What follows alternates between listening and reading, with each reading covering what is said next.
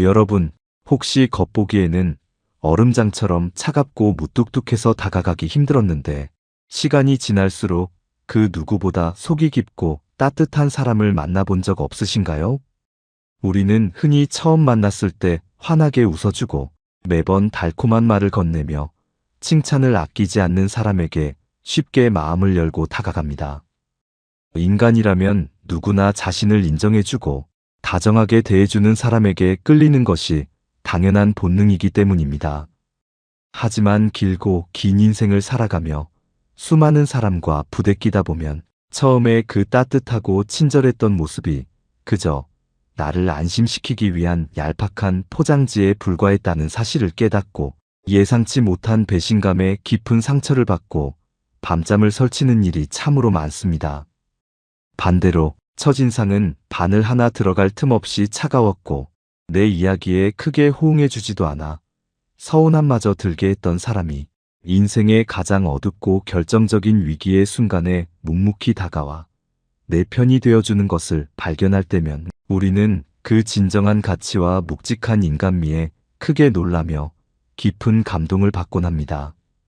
이처럼 겉은 차갑지만 속은 꽉 찬 진국인 사람들은 도대체 어떤 특별한 내면의 법칙을 가지고 세상을 살아가는 것일까요?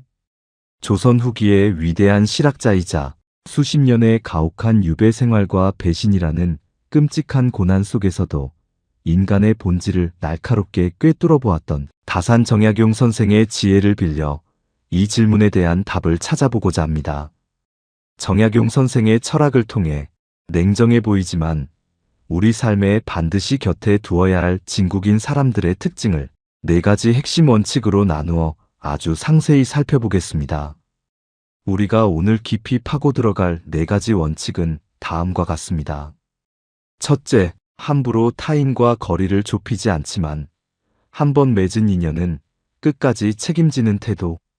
둘째, 얄팍한 감정에 휩쓸리지 않고 상황의 옳고 그름을 명확히 구분하는 단호한 태도. 셋째, 가벼운 말수를 아끼되 반드시 필요한 순간에 묵묵히 행동으로 증명해 보이는 태도. 넷째, 타인의 시선이나 세상의 가벼운 평가에 연연하지 않고 자기만의 굳건한 중심을 지키는 태도입니다. 이 4가지 원칙을 본격적으로 하나씩 짚어보기 전에 우리의 이해를 돕기 위해 정약용 선생의 삶에서 찾아볼 수 있는 짧고도 강렬한 일화를 하나 먼저 들려드리겠습니다. 다산 정약용 선생이 권력의 다툼에서 밀려나 전라남도 강진으로 기나긴 유배를 떠나게 되었을 때의 일입니다. 그가 낯설고 물설은 강진 땅에 처음 도착했을 때 마을 사람들은 대역 죄인이라는 무시무시한 꼬리표가 붙은 그를 철저히 외면하고 매우 차갑고 적대적인 태도로 대했습니다. 마을 어기주막의 노파조차 후환이 두려워 그에게 따뜻한 방 한 칸 내어주기를 꺼려했고 마을의 양반과 유지들은 그를 경멸과 조소의 눈빛으로 바라보며 아무도 그에게 따뜻한 위로의 말 한마디 건네지 않았습니다. 선생은 그 차가운 시선과 지독한 배척 속에서 뼈를 깎는 듯한 깊은 고독과 절망을 홀로 묵묵히 견뎌야만 했습니다. 하지만 정약용 선생은 마을 사람들의 지독한 냉대와 무시에도 불구하고 결코 세상을 원망하거나 타인을 향해 분노를 표출하지 않았으며 허름하고 좁은 방인 사이제에 머물며 묵묵히 자신의 학문에만 정진했고 시간이 나면 오히려 배움의 기회가 없는 마을 아이들을 불러 모아 가르치며 묵묵히 자신의 도리를 다했습니다. 그렇게 몇 년의 기나긴 시간이 흐르면서 선생의 그 변함없고 묵묵한 진심과 올곧은 성품을 가장 먼저 알아본 것은 과거 화려한 한양 땅에서 달콤한 말로 접근했던 권력자들이나 지식인들이 아니라 바로 그 처음엔 얼음장처럼 차갑게만 보였던 강진의 평범하고 투박한 백성들이었습니다. 그들은 거칠의 인사조차 제대로 할 줄 모르는 투박하고 무뚝뚝한 사람들이었지만 선생이 원인 모를 병에 걸려 알아누웠을 때면 말없이 귀한 약초를 캐어 문 앞에 조용히 두고 가기도 하고 끼니를 걸을 때면 조용히 따뜻한 밥 한 그릇을 담장 너머로 밀어 넣어주며 선생이 유배 생활을 버텨낼 수 있도록 돕는 가장 든든한 버팀목이자 평생의 벗이 되어 주었습니다. 이 짧은 유배지의 일화는 오늘날 복잡한 인간관계 속에서 허덕이는 우리에게 아주 중요한 삶의 진실을 하나 묵직하게 던져줍니다. 그것은 바로 우리가 그토록 갈구하는 진정한 인간관계와 굳건한 신뢰는 겉으로 화려하게 드러나는 말솜씨나 당장 기분 좋게 만들어주는 가벼운 미소가 아니라 오랜 시간의 흐름 속에서도 결코 변치 않고 제자리를 지키는 매우 묵직하고 단단한 진심에서 우러나온다는 흔들림 없는 사실입니다.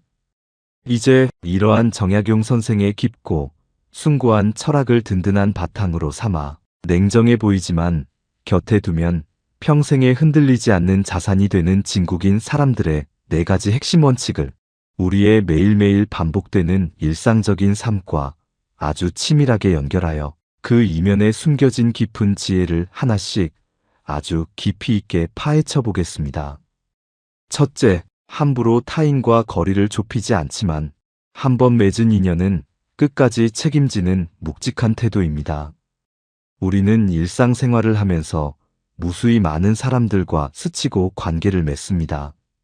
어떤 사람은 처음 만난 그 순간부터 마치 10년지기 친구라도 된 것처럼 싹싹하게 다가오고 나의 모든 것에 공감해주며 스스럼 없이 자신의 속마음을 꺼내어 보여줍니다. 반면 어떤 사람은 아무리 여러 번 만나고 인사를 나누어도 항상 보이지 않는 투명한 선을 긋고 있는 것처럼 느껴지며 쉽게 자신의 곁을 내어주지 않아 우리를 당황스럽게 만들거나 때로는 서운하게 만듭니다. 이런 사람들을 대할 때 우리는 종종 저 사람은 나를 싫어하는 게 아닐까 혹은 인간미가 없고 너무 계산적인 사람이 아닐까 하는 오해를 하곤 합니다. 이러한 원칙을 가장 잘 보여주는 우리의 현실적이고 구체적인 일상 사례를 하나 생각해 보겠습니다. 어느 평범한 직장 사무실의 풍경입니다. 부서에 새로 발령받은 동료가 한 명 있습니다. 그는 쉬는 시간마다 삼삼오오 모여 커피를 마시며 다른 사람의 뒷담화를 하거나 시시콜콜한 주말 연속극 이야기를 나누는 무리에 결코 먼저 끼어드는 법이 없습니다. 누군가 먼저 다가가 가벼운 농담을 건네도 그저 옅은 미소와 함께 짧은 대답만 남긴 채 다시 자신의 모니터로 시선을 돌리고 묵묵히 업무에만 집중할 뿐입니다. 회식 자리에서도 억지로 분위기를 띄우려 아부성 발언을 하거나 오버하지 않으며 항상 구석자리에 조용히 앉아 남들이 꺼리는 고기를 굽거나 빈잔을 채워주며 묵묵히 자리를 지킵니다. 동료들은 그를 두고 사교성이 부족하다거나 무뚝뚝해서 재미없는 사람이라고 수군거리며 조금씩 거리를 두기 시작합니다. 그런데 어느 날 부서 전체의 명운이 걸린 중요한 프로젝트에서 치명적인 오류가 발생하여 모두가 패닉에 빠지는 거대한 위기 상황이 닥쳤습니다. 평소 친형제처럼 지내며 의리를 외치던 동료들은 자신에게 책임의 불똥이 튈까 두려워 이리저리 핑계를 대며 슬그머니 자리를 피하거나 남 탓을 하기 바쁩니다. 하지만 평소 차갑고 무뚝뚝하게만 보이던 바로 그 동료는 누가 시키지도 않았는데 늦은 밤까지 홀로 사무실에 남아 복잡한 데이터를 하나하나 다시 뒤지며 오류를 수정하고 당황한 부서원들을 대신해 화가 난 거래처에 조용히 전화를 걸어 상황을 침착하게 수습합니다. 그는 위기의 순간에 남들이 모두 외면한 무거운 짐을 기꺼이 자신의 어깨에 짊어짐으로써 자신이 속한 조직과 동료라는 인연에 대한 진정한 책임을 묵묵히 행동으로 보여준 것입니다. 이 평범한 사례에 나타난 행동이 왜 그토록 중요하며 그것이 우리 인간관계의 깊은 본질에 대해 무엇을 말해주는지 정약용 선생의 철학과 연결하여 심층적으로 분석해 보겠습니다. 정약용 선생은 두 아들에게 보낸 수많은 편지에서 친구를 사귀는 법과 인간관계를 맺는 올바른 태도에 대해 아주 엄격하고도 깊은 가르침을 남기셨습니다. 선생은 술과 고기를 함께 나누며 겉으로만 화려하게 어울리는 이른바 주육지교를 극도로 경계하셨으며 마음과 뜻을 나눌 수 있는 진실한 벗을 사귀는 일에는 반드시 뼈를 깎는 신중함이 필요하다고 거듭 강조하셨습니다. 선생이 보시기에 인간의 감정과 호의라는 것은 아침 저녁으로 부는 바람처럼 변덕스럽고 가벼운 것이기 때문에 처음부터 함부로 마음의 문을 활짝 열고 타인에게 모든 것을 내어주는 것은 결국 훗날 스스로에게 큰 상처를 남기고 관계를 파탄으로 이끄는 매우 어리석은 지름길이었습니다. 진국인 사람들은 무의식적으로 이 깊은 지혜를 실천하고 있는 것입니다. 그들이 타인과 쉽게 거리를 좁히지 않고 차갑게 느껴지는 이유는 상대방을 무시하거나 정이 없어서가 결코 아닙니다. 오히려 그 반대로 인간관계라는 것이 얼마나 무겁고 소중한 책임이 따르는 일인지를 그 누구보다 가슴 깊이 통감하고 뼈저리게 알고 있기 때문입니다. 그들은 타인의 삶에 함부로 발을 들이는 것이 얼마나 위험한 일인지, 그리고 누군가에게 기대를 심어주었다가 그것을 지키지 못했을 때 상대가 받을 상처가 얼마나 깊은지를 잘 알고 있습니다. 그렇기에 그들은 관찰하고 기다리며 자신의 마음을 온전히 내어주어도 좋을 만큼 서로의 신뢰가 단단하게 쌓일 때까지 신중하게 시간이라는 시험을 견뎌내는 것입니다. 그리고 마침내 그 길고 고독한 검증의 시간이 지나고 누군가를 자신의 사람으로 받아들였다면 그때부터는 세상 그 어떤 비바람이 몰아쳐도 결코 먼저 그 손을 놓지 않는 바위처럼 무겁고 단단한 책임감을 보여줍니다. 정약용 선생이 유배지에서 만난 그 투박한 백성들처럼 그들은 화려한 말 대신 위기의 순간에 조용히 자신의 어깨를 내어주는 것으로 인연의 무게를 감당합니다. 그렇다면 우리 청중 여러분께서는 이러한 귀중한 원칙을 삶에 어떻게 직접적으로 적용하고 긍정적인 변화를 이끌어낼 수 있을까요? 여기에 대한 구체적인 조언을 드리겠습니다. 가장 먼저 하셔야 할 일은 타인에게 끊임없이 정서적 위안과 즉각적인 감정의 동조를 요구하는 우리 내면의 나약하고 조급한 버릇을 과감하게 내려놓는 것입니다. 우리는 누군가를 만났을 때 내 이야기에 당장 박수를 치며 크게 맞장구 쳐주기를 바라고 내 슬픔에 당장 눈물을 흘려주기를 기대합니다. 이러한 즉각적인 반응이 나오지 않으면 저 사람은 차갑다거나 나를 좋아하지 않는다고 섣불리 단정짓고 마음의 문을 닫아버립니다. 하지만 이제부터는 사람을 평가하는 새로운 기준을 세우셔야 합니다. 첫 만남의 온도에 속아 넘어가지 마십시오. 말이 없고 반응이 미지근한 사람을 만났을 때 서운함을 느끼기보다는 오히려 그 사람의 침묵 이면에 숨겨진 신중함을 발견하려고 노력해 보십시오. 그 사람이 평소에 자신의 책임을 어떻게 묵묵히 다하고 있는지, 위기가 닥쳤을 때 다른 사람들의 뒤로 숨지 않고 어떻게 상황을 정면으로 마주하는지를 긴 호흡으로 지켜보셔야 합니다. 또한 여러분 스스로도 타인에게 다가갈 때 순간적인 감정에 취해 지키지도 못할 헛된 약속을 남발하거나 가벼운 동정심으로 상대의 삶에 섣불리 개입하려는 충동을 자제해야 합니다. 천천히 끓어오르는 뚝배기처럼 오랜 시간 변치 않는 묵직한 온기를 유지하는 사람이 진정으로 가치 있는 사람임을 깨달을 때 비로소 여러분 곁에는 가벼운 모사꾼들이 사라지고 평생을 함께할 든든한 진국들만이 남게 될 것입니다. 둘째, 얄팍한 감정에 휩쓸리지 않고 상황의 옳고 그름을 명확하게 구분하는 단호한 태도입니다.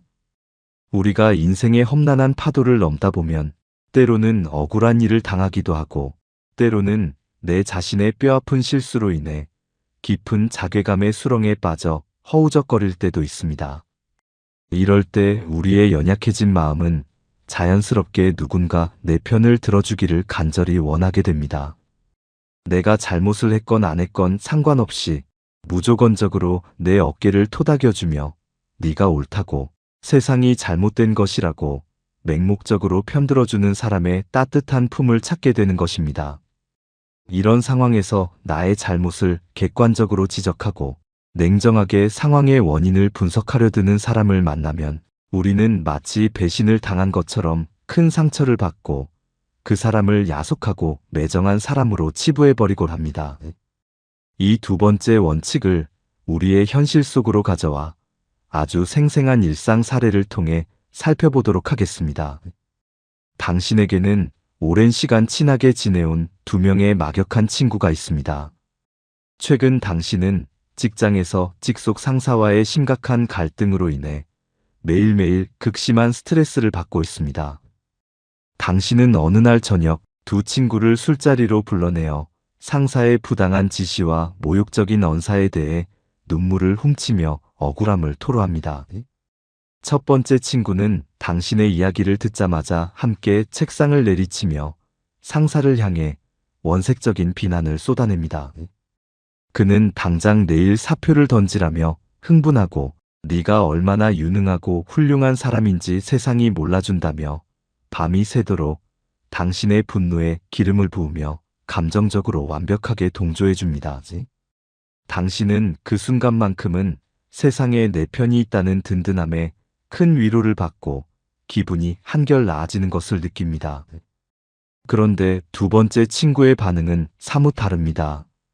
그는 당신의 흥분한 이야기를 조용히 그리고 아주 끝까지 묵묵히 다 듣고 나서는 한참 동안 무거운 침묵을 지킵니다. 그러고는 매우 차분하고 낮게 가라앉은 목소리로 이렇게 묻습니다. 그 상사가 부당하게 행동한 것은 맞아. 네가 상처받은 것도 이해해. 하지만 네가 지난주에 기한을 어겨서 보고서를 제출했던 그 사건이 이번 갈등의 빌미를 제공한 것은 아닐까? 그 친구는 상사를 무조건 욕하는 대신 갈등의 원인 중 일부가 당신의 업무적 미숙함에도 있음을 매우 뼈아프게 그러나 정확하게 짚어낸 것입니다.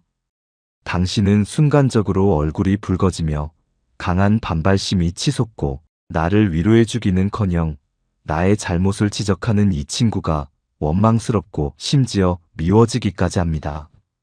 하지만 시간이 지나 술기운이 깨고 냉정하게 상황을 돌아보면 어떨까요?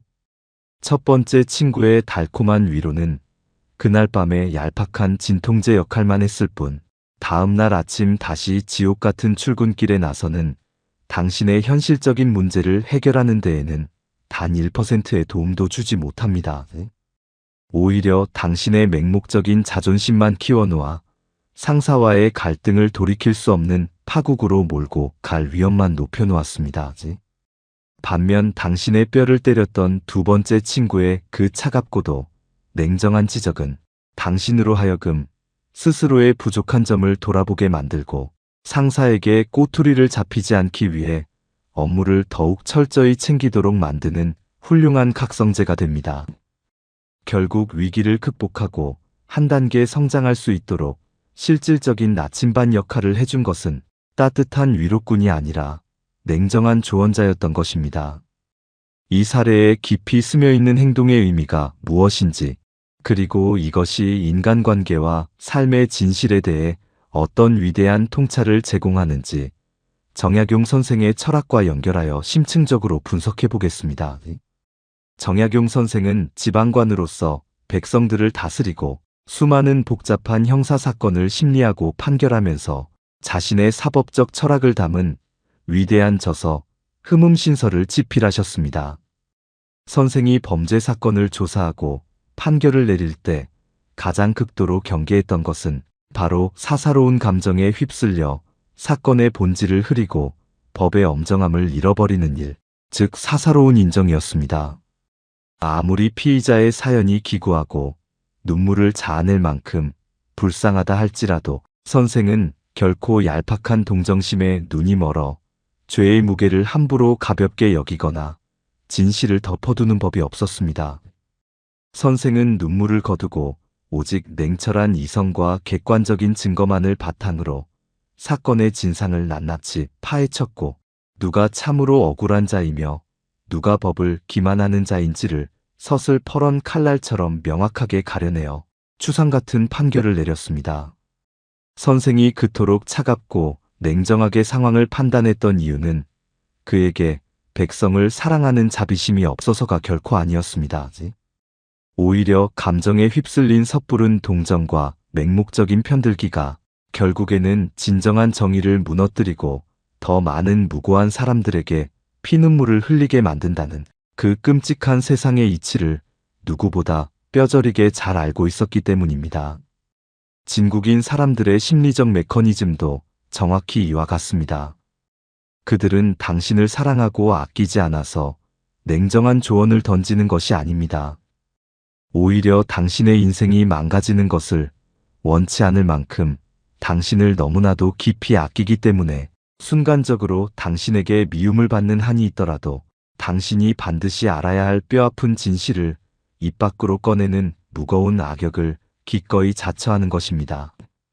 그들은 당신의 감정을 쓰다듬어주는 가벼운 마취제가 되기보다는 당신의 골문 상처를 칼로 째고 고름을 짜내어 근본적으로 치유하는 외과 의사의 메스가 되기를 선택한 사람들입니다.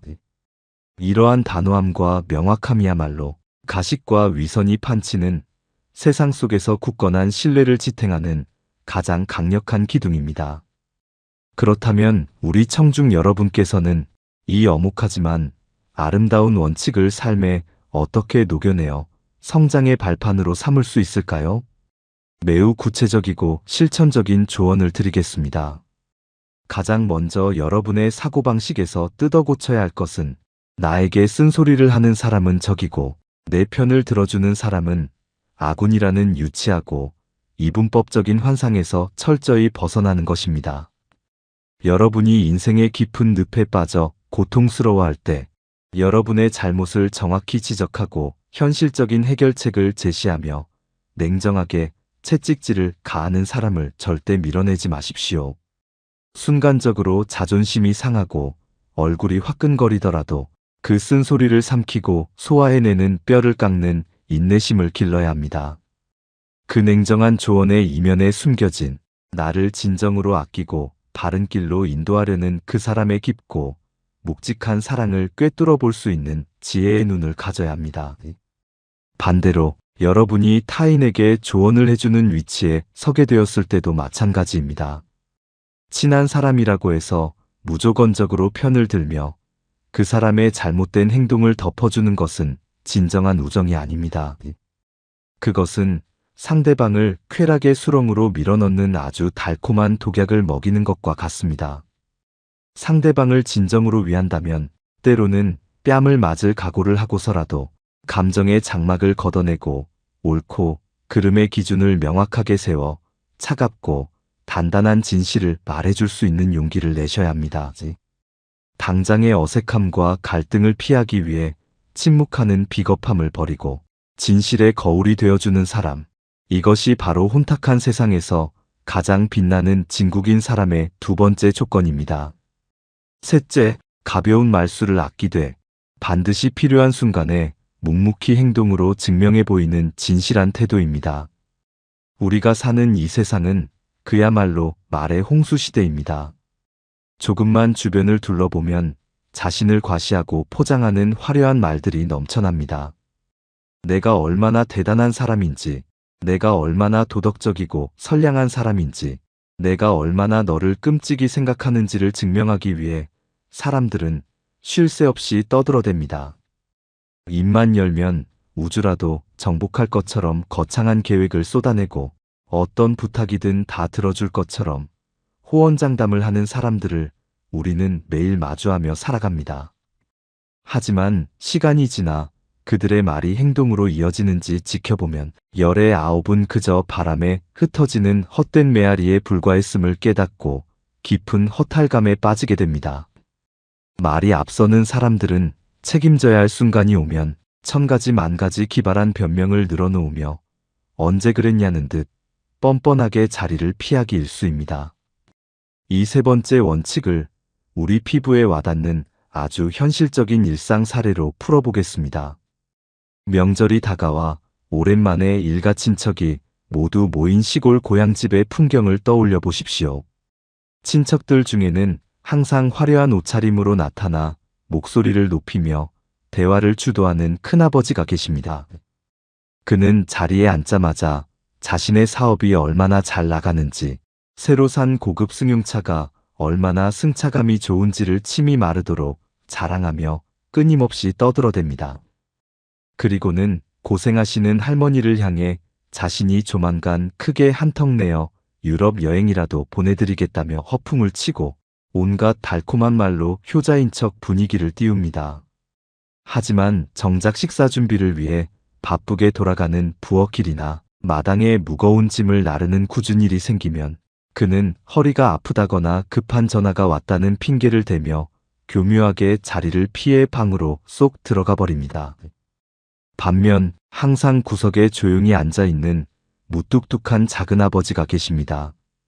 그는 친척들이 무슨 자랑을 하든 그저 말없이 미소만 지을 뿐 자신의 이야기는 묻는 말에만 짧게 대답하고 거의 입을 열지 않습니다. 그래서 겉보기에는 무능해 보이고 어른들께 살갑게 대하지도 않아 정이 없어 보이기까지 합니다. 그런데 며칠 뒤 할머니가 갑자기 몸살이 나서 자리에 크게 알아누우시는 일이 발생했습니다. 그때 요란하게 효도를 떠벌리던 큰아버지는 바쁜 일정을 핑계로 서둘러 상경해버렸지만 평소 무뚝뚝하기 짝이 없던 작은아버지는 휴가를 내고 묵묵히 시골집에 남아 할머니의 병수발을 듭니다. 그는 아무 말 없이 부서진 대문을 고치고 마당에 잡초를 뽑고 새벽 일찍 일어나 직접 끓인 죽과 정성껏 지어온 약을 할머니 머리맡에 조용히 올려둡니다. 그는 단 한 번도 자신이 효자라고 입 밖으로 내어 자랑한 적이 없지만 할머니가 진정으로 가장 의지하고 필요로 하는 순간에 가장 실질적이고 따뜻한 행동으로 자신의 깊은 마음을 증명해 보인 것입니다. 이 사례가 보여주는 침묵과 행동의 가치가 인생의 진리 차원에서 왜 이토록 중요한지 정약용 선생의 가르침을 통해 심층적으로 분석해 보겠습니다. 정약용 선생은 관리들이 백성을 다스릴 때 반드시 지켜야 할 올바른 마음가짐과 행동 지침을 집대성한 불멸에 져서 못민심서를 남기셨습니다. 이 책에서 선생이 관리들에게 가장 강력하게 경고하고 혐오했던 부류는 바로 혀끝으로만 정치를 하고 백성을 위한다고 떠벌리면서 정작 실천은 전혀 하지 않는 부패하고 위선적인 탁상공론의 관리들이었습니다. 선생은 수많은 글을 통해 참된 학자이자 훌륭한 리더란 입으로 성현의 거창한 도덕을 암송하고 유창하게 토론하는 자가 아니라 가장 낮고 천한 자리에서 백성들의 고통을 직접 눈으로 보고 그들의 굶주린 배를 채워주기 위해 흙먼지를 뒤집어쓰며 손발을 부르터가며 움직이는 사람이라고 강력하게 역설하셨습니다. 선생의 철학에 따르면 말이라는 것은 본질적으로 내뱉는 순간 깃털처럼 가벼워져 공기 중으로 흩어져 버리는 것이지만 행동은 땅에 깊숙이 뿌리를 내리고 열매를 맺어 반드시 흔적을 남기는 무거운 진실입니다. 진국인 사람들은 이 우주의 법칙을 본능적으로 이해하고 몸소 실천하는 사람들입니다. 그들이 평소에 말수를 극도로 아끼고 자신의 감정이나 계획을 쉽게 발설하지 않는 이유는 스스로 내뱉은 말이 행동으로 온전히 뒷받침되지 않았을 때 느껴지는 그 지독한 부끄러움과 수치심을 그 누구보다 예민하고 뼈저리게 느끼기 때문입니다. 그들은 말의 무게가 얼마나 무서운 것인지를 잘 알기에 약속을 함부로 남발하지 않으며 대신 자신이 진정으로 책임질 수 있는 단 하나의 일이 주어졌을 때 모든 에너지를 쏟아부어 반드시 결과로 만들어냅니다. 그들의 침묵은 결코 아무 생각이 없거나 타인에게 관심이 없어서 나오는 차가움이 아닙니다. 그것은 행동이라는 가장 강력하고 확실한 언어를 잉태하기 위해 내면의 에너지를 깊은 곳에 응축하고 폭발을 기다리는 매우 뜨겁고도 밀도 높은 진실의 시간인 것입니다. 그렇다면 우리 청중 여러분께서는 이 지혜를 바탕으로 일상에서 사람을 어떻게 구별하고 스스로를 어떻게 단련해야 할까요? 여기에 대한 핵심적인 실천 조언을 드리겠습니다. 앞으로는 타인을 평가하고 인간관계를 맺을 때 그 사람의 현란한 입술의 움직임과 달콤한 목소리에 현혹되지 말고 반드시 그 사람의 투박한 손과 무거운 발의 궤적을 끈질기게 관찰하는 습관을 기르셔야 합니다. 누군가 당신에게 무언가를 약속한다면 그 말의 화려함에 감동하지 말고 과거에 그 사람이 자신이 내뱉은 말을 어떻게 행동으로 책임져 왔는지를 냉정하게 복기해 보십시오. 아무리 청산유수 같은 말솜씨로 당신의 귀를 즐겁게 해주더라도 결정적인 순간에 핑계를 대며 행동하지 않는 사람이라면 미련 없이 마음의 거리를 두어야 합니다. 반대로 평소에 애정 표현도 없고 무뚝뚝해서 정이 없어 보이더라도 당신이 병원에 입원했을 때 조용히 찾아와 필요한 물건을 챙겨주고 가거나 당신이 이사를 할 때 땀을 뻘뻘 흘리며 짐을 날라주는 사람의 가치를 절대 가볍게 여기지 마십시오.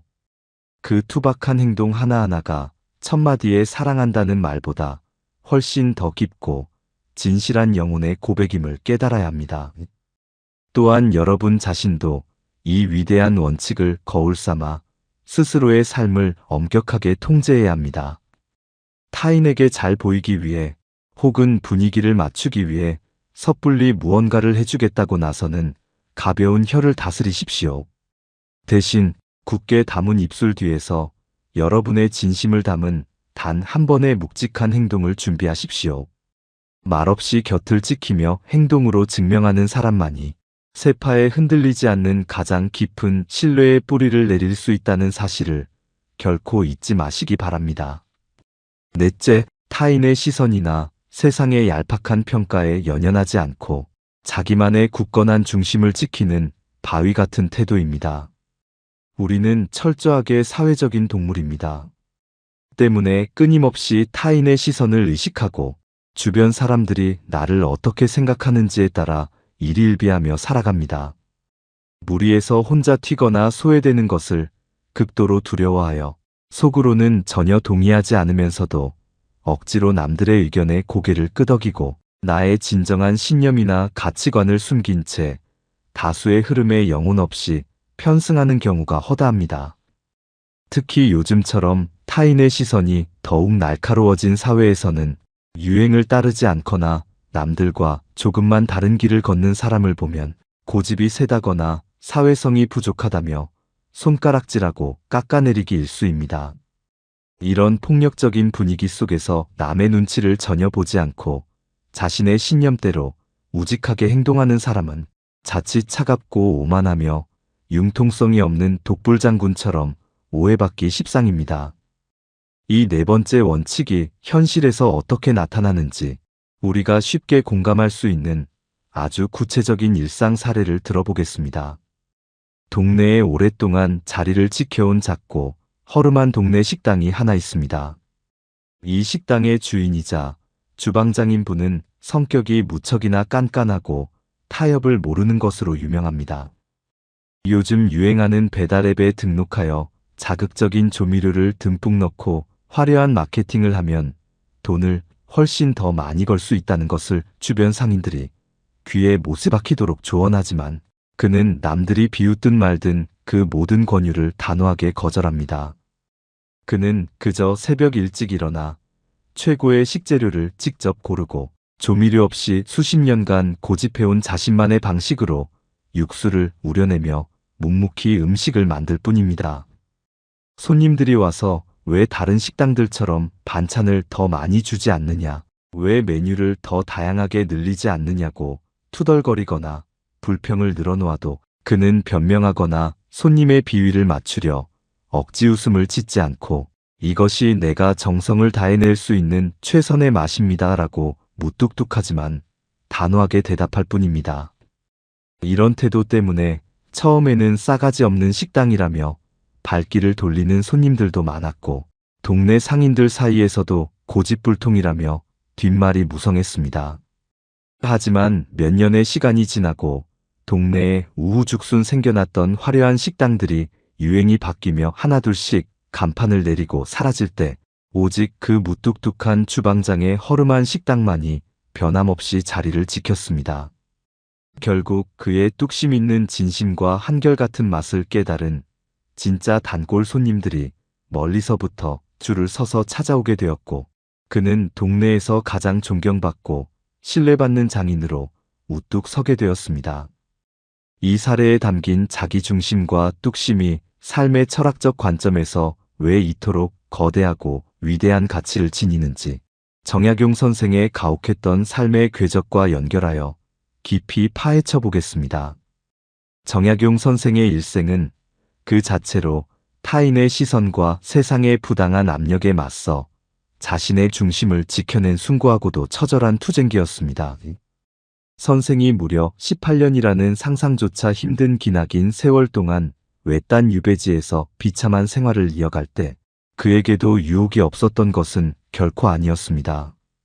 만약 선생이 얄팍한 생존 본능에 굴복하여 권력을 잡은 자들에게 비굴하게 머리를 조아리며 반성문을 쓰고 자신의 학문적 신념과 사상을 굽히고 세상의 입맛에 맞추어 적당히 타협했다면 어쩌면 유배 생활을 훨씬 더 일찍 끝내고 다시 한양으로 돌아가 안락한 여생을 보낼 수도 있었을 것입니다. 실제로 수많은 지식인과 학자들이 고난을 견디지 못하고 자신의 지조를 헌신짝처럼 내다버리며 세상의 권력에 영혼을 팔았습니다. 하지만 선생은 달랐습니다. 선생은 좁고 습한 골방에 갇혀 질병과 굶주림에 시달리면서도 결코 타인의 시선이나 당대의 부당한 평가에 자신의 영혼을 무릎 꿇리지 않았습니다. 선생은 세상이 자신을 철저히 버리고 손가락질할지라도 오직 하늘을 우러러 부끄러움이 없는 길을 걷겠다는 자신만의 철학적 중심, 즉 천명을 가슴 깊이 품고 있었습니다. 그는 세상의 시선 대신 오직 학문의 진리와 백성을 구제하겠다는 자신의 숭고한 신념에만 철저하게 복종했으며 그 결과 유배라는 극한의 고통 속에서도 무려 500여 권에 달하는 불멸의 저서를 완성하며 자신만의 독창적이고 위대한 학문적 세계관인 다산학을 세우는 기적을 이루어냈습니다. 진국인 사람들의 내면 깊은 곳에는 바로 이러한 정약용 선생의 바위 같은 중심이 굳건하게 자리 잡고 있습니다. 그들은 타인이 자신을 비웃거나 무리에서 배척하는 것을 두려워하지 않습니다. 그들의 눈동자는 언제나 변덕스러운 군중의 시선이 아니라 자신이 옳다고 믿는 내면의 엄격한 나침반을 향해 고정되어 있기 때문입니다. 그렇기에 그들은 억지로 남의 비위를 맞추기 위해 가식을 떨거나 아부하지 않으며 때로는 융통성 없고 차가운 사람이라는 오해를 받으면서도 자신의 원칙을 지키기 위해 기꺼이 묵묵한 고독을 선택하는 용기를 보여줍니다. 그렇다면 우리 청중 여러분께서는 이 고독하지만 위대한 삶의 원칙을 어떻게 체화하여 험난한 세상을 당당하게 살아갈 수 있을까요? 가장 본질적이고도 강력한 조언을 드리겠습니다. 당장 오늘부터 타인의 평가라는 이름에 보이지 않는 감옥에서 스스로를 완전히 해방시키십시오. 우리가 느끼는 대부분의 불안과 괴로움은 내 삶의 주도권을 내가 아닌 타인의 시선에 송두리째 넘겨주었기 때문에 발생하는 비극입니다. 남들이 어떻게 생각할지 두려워 다수가 가는 안전해 보이는 길, 나의 적성이나 신념과는 전혀 맞지 않으면서도 그저 남들에게 그럴싸하게 보이기 위한 껍데기뿐인 인생의 길을 맹목적으로 따라가는 어리석은 짓을 당장 멈추셔야 합니다. 여러분이 옳다고 믿는 신념이 있고 지켜야 할 삶의 철학이 있다면 주변에서 아무리 수군거리고 차가운 눈빛으로 쳐다보더라도 결코 기죽거나 변명하지 마십시오. 묵묵히 그리고 우직하게 여러분의 소신대로 한 걸음 한 걸음 무거운 발걸음을 내디뎌야 합니다. 처음에는 남들과 다른 길을 가는 당신을 비웃고 깎아내리던 사람들도 당신이 비바람에도 꺾이지 않고 끝끝내 자신만의 중심을 묵묵히 지켜내는 바위 같은 모습을 보게 되면 결국 그 비웃음을 거두고 깊은 경외감과 존경심으로 당신을 우러러보게 될 것입니다.